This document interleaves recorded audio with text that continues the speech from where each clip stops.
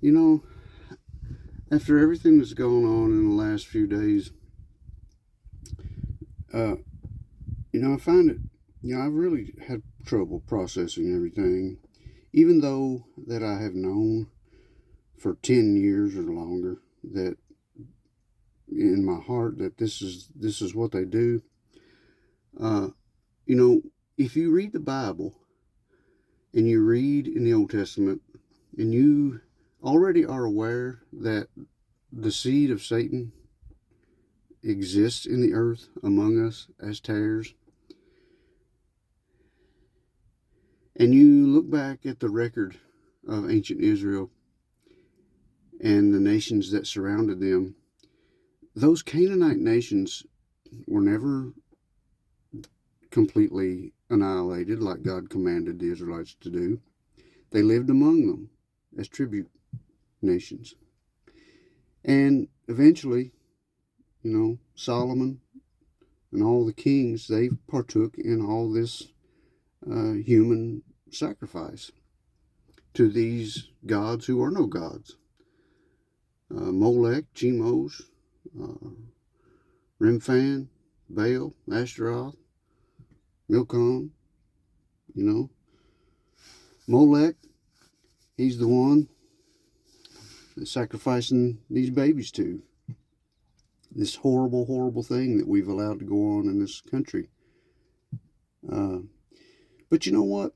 If you'll just Google William of Norwich, and you'll find that Thomas of Monmouth found his little body, and he made the connection that this was a cruel mocking of a child with the crucifixion of Jesus Christ.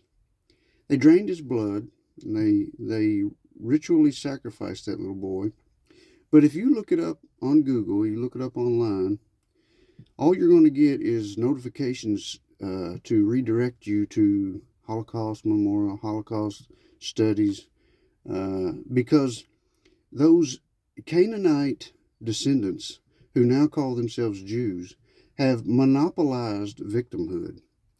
They have made a sort of competition out of being the victim, and they have mastered it. They've even taught it to the minorities how to become a victim, so that that you can take what doesn't belong to you. Ultimately, that's going to fail. We know, because you can't have what does not belong to you. Esau sold his birthright because he went and got with these Canaanite women whose offspring could not inherit the blessing of God because they belonged to the wrong entity. They belonged to the devil. And so we are now living among them. They are living among us, per se. And when you see it happening, ultimately, we shouldn't be surprised, because the Bible told us that's what they do. And since we didn't eradicate them like God told us in the beginning, now we're forced to live with them. And so the best thing I think that we can do is be aware of it. Get your children out of the public eye. Get them out of public school. Get them away from any creepy people that you possibly can. Don't put their pictures online. Don't put them all over social media. Homeschool them. Teach them about God. You really want to make a difference in the world? I mean, go out there and raise a godly Christian family. That's what we have to do. That's what we've always been instructed to do. And the last however many 80 years since they have destroyed our minds since World War II and before, since that time, all they have done is cause us to basically self-genocide ourselves through their propaganda, through their vaccines, through war. This has been going on since Cain and Abel. And Abel didn't know what was coming to him. He didn't realize the enmity that Cain had against him, the jealousy and the hatred. And it's likewise today. White people, European descent, don't even totally grasped yet that they are hated of all nations because of who they are, because of the namesake, the patronym that's on them, the name of God that is on them, the people that are called by his name. Yeah, so there it is. We are really going to struggle as a people. It's not going to get better. It's going to get worse.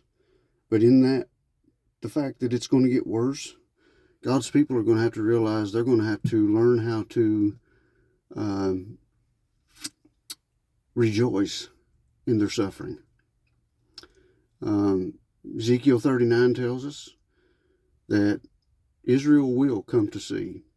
Isaiah chapter 1 said, who, my people, the ox knoweth his master's crib.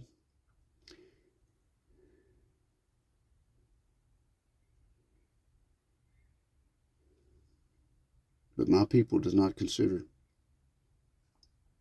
But we will.